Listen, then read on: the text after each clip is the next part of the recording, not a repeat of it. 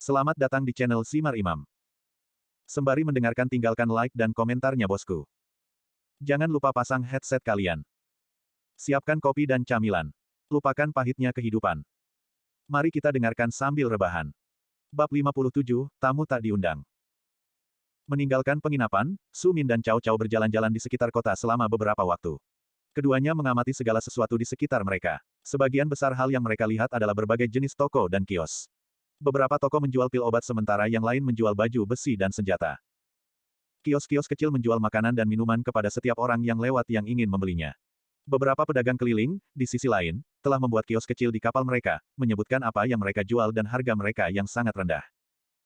Banyak ahli bergerak di dalam kota. Beberapa mengenakan pakaian elegan dengan penjaga mengikuti di belakang mereka, dan beberapa berpakaian compang camping, mencoba mengemis koin atau makanan. Tentara bayaran tertawa terbahak-bahak sambil membual tentang monster yang telah mereka bunuh atau harta yang mereka temukan. Penjaga dari mansion Tuan Kota akan berpatroli di jalan-jalan untuk memastikan tidak ada yang memulai masalah. Rakyat jelata bisa dilihat di sana-sini. Beberapa adalah pelayan yang menjalankan tugas untuk majikan mereka sementara yang lain adalah warga negara yang bekerja di berbagai toko. Di mana-mana Su Min melihat gerombolan orang sedang bergerak. Mereka tampaknya sudah terbiasa dengan kota yang ramai ini. Namun, Su Min tidak terbiasa dengan orang sebanyak ini di satu tempat, dan dia segera menemukan bahwa dia tidak dapat bergerak maju kecuali dia mulai menggunakan siku dan kekuatannya untuk mendorong dengan lembut melewati banyak orang. Sambil menerobos semua orang ini, dia dengan erat memegang kartu gioknya di tangannya, memastikan bahwa tidak ada yang memiliki kemungkinan untuk mencurinya. Su Min bergerak semakin jauh dari pusat kota. Semakin jauh dia pergi, semakin sedikit toko yang dia temukan, dan semakin mudah untuk berpindah. Su Min tidak mencari barang fisik apapun di dalam toko-toko ini, tetapi untuk menemukan seseorang yang akrab dengan reruntuhan keabadian dan mendapatkan beberapa informasi. Saat Su Min hendak menyusuri gang untuk mencari orang miskin yang bersedia menjual pengetahuan demi uang, dia tiba-tiba melihat bayangan besar muncul dari atas. Mendongak, dia tidak bisa membantu tetapi menelan dalam-dalam. Di udara, sebuah kapal besar melayang. 4 pasang sayap putih mutiara berada di sisi kapal, mengepakkan sayap, menjaga kapal tetap di udara. Semuanya, kami adalah utusan dari Gunung Salju Reruntuhan Naga. Kami akan mengambil alih kota ini. Jika kalian ingin berperang, maka harap seluruh kota kalian diwarnai dengan darah. Kalian punya waktu 1 jam untuk menyerah. Jika Anda tidak melakukannya, maka kami akan menyerang dengan kekuatan penuh. Suara pembicara terdengar di seluruh kota. Jalanan yang tadinya ramai dengan kehidupan kini begitu sepi. Itu sangat hening bahkan jarum yang dijatuhkan ke tanah akan terdengar. Keheningan telah berlangsung sesaat sebelum semua orang mendengar seseorang berteriak. Setelah teriakan itu, semua orang terbangun dari kesurupan, para pedagang langsung mengemas barang-barang mereka dan mulai mendorong jalan keluar kota. Su Min berdiri diam, dia memikirkan apa yang harus dilakukan. Banyak warga sudah mulai kembali ke rumah mereka, ke rumah-rumah besar milik mereka atau gerbang. Mereka mencoba melarikan diri bersama para pedagang lainnya. Su Min membawa semua barangnya, jadi dia tidak kembali ke penginapan.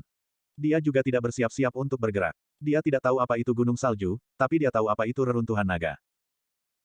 Reruntuhan keabadian adalah sebuah provinsi yang dipenuhi dengan banyak reruntuhan. Reruntuhan ini adalah kota-kota di masa jayanya, dan masing-masing dari mereka memiliki lebar ribuan kali ribuan kilometer. Sementara seluruh wilayah bernama Ruins of the Immortals, masing-masing reruntuhan memiliki nama yang berbeda. Reruntuhan naga adalah sekumpulan reruntuhan yang cukup dekat dengan area tempat Su Min memasuki wilayah tersebut.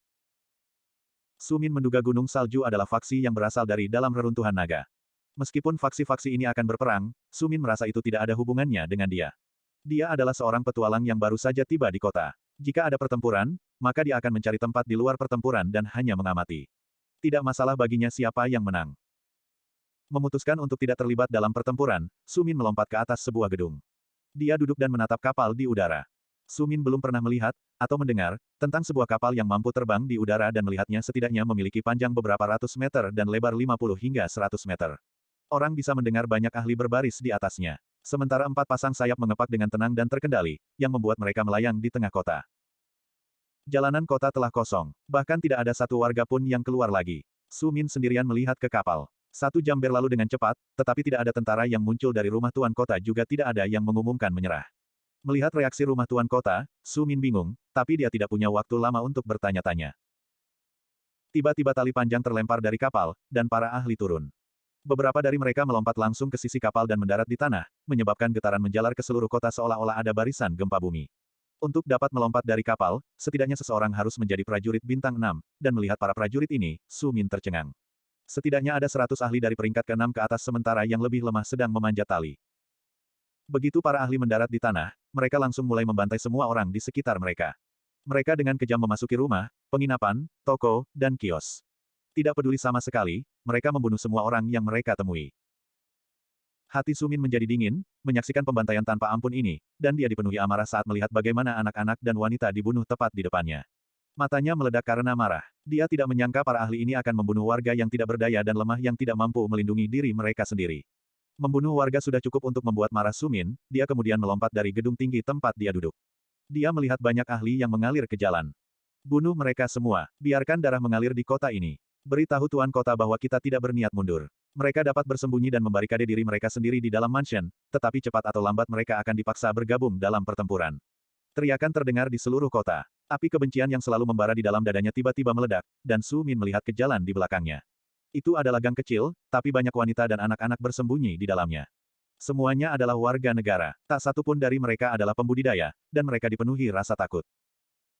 Jelas bahwa mereka menyerahkan hidup mereka, berpelukan dengan air mata yang jatuh dari mata orang dewasa sementara anak-anak terus bertanya apa yang terjadi. Melihat pemandangan yang menyedihkan ini, Su Min teringat akan adiknya yang dibunuh tanpa alasan yang jelas. Dia menempatkan dirinya di depan pintu masuk dan menghunus pedangnya dari punggungnya. Maaf Cao Cao, bisiknya, aku khawatir kita akan berada dalam situasi yang sulit. Saya tidak dapat menerima para ahli ini untuk membunuh sembarangan seperti ini. Saya tidak cukup kuat untuk melindungi semua orang di dalam kota ini, tetapi izinkan saya berjuang untuk orang-orang yang berdiri di belakang kita.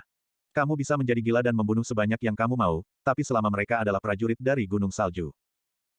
Mendengar perkataan Su Min, Cao Cao tidak setuju. Sebaliknya, dia dengan sungguh-sungguh menganggukkan kepalanya. Dia jarang serius. Namun, hari ini dia sadar bahwa tidak ada yang lucu dengan situasi mereka saat ini. Ia berhenti mengandalkan Shroud of Shadows yang biasanya menyembunyikan dirinya dari pandangan manusia. Jadi, ular itu tiba-tiba muncul entah dari mana. Mereka berdua berdiri bersandar di rumah yang mengarah ke gang. Tersembunyi dalam bayang-bayang, indera keduanya benar-benar tajam. Mereka dengan penuh perhatian mendengarkan langkah kaki yang semakin dekat. Mengencangkan cengkeramannya di sekitar pedang, mata Su Min menjadi dingin. Mereka dipenuhi dengan niat membunuh. Di lehernya ada ular hijau kecil yang juga mengeluarkan niat membunuh yang kuat, keduanya siap untuk melompat pada orang pertama yang muncul di depan mereka. Di belakang mereka, anak-anak dan wanita menjadi sangat pendiam. Mereka menatap Su Min dengan harapan di mata mereka, sebuah harapan yang masih diwarnai dengan penderitaan. Bahkan jika mereka ingin bertahan hidup, mereka akan kehilangan banyak, dan tidak ada dari mereka yang mampu melakukannya. Saya tidak tahu apakah saya menyesal pergi ke kota ini. Su Min dengan santai mengirim ke Cao Cao, meskipun akan lebih mudah di kota lain orang-orang ini tidak akan memiliki kesempatan sama sekali. Saya ingin tahu apakah ini berarti mereka beruntung atau tidak. Dia merenung selama beberapa waktu sampai dia mendengar langkah kaki begitu dekat dengan mereka sehingga dia harus berkonsentrasi penuh pada pertempuran yang ada. Merayap ke bawah tubuh Su Min, Cao Cao melihat ke jalan utama sebelum dia merayap kembali. Kami beruntung. Ini adalah grup beranggotakan 4 orang, tetapi semuanya adalah pakar bintang 3. Saya yakin mereka jauh di bawah kualitas orang-orang seperti Tang Jin, jadi Anda harus bisa mengatasinya sendiri. Namun, saya akan membantu Anda. Ini adalah pertempuran atribut, dan meskipun pedang bisa sangat membantu kami, Anda tetap harus berhati-hati. Kami melihat prajurit bintang 6. Penyerapannya tidak terlalu kuat melawan mereka. Mengangguk, Su Min mengakui apa yang dikatakan Cao Cao. Ekspresinya serius saat dia mempersiapkan diri untuk maju. Di tanah ada Cao Cao, siap menjerat dan meracuni beberapa ahli. Meskipun Cao Cao telah menyuruh Su Min untuk memperhatikan energinya, ini juga berlaku untuk ular kecil itu.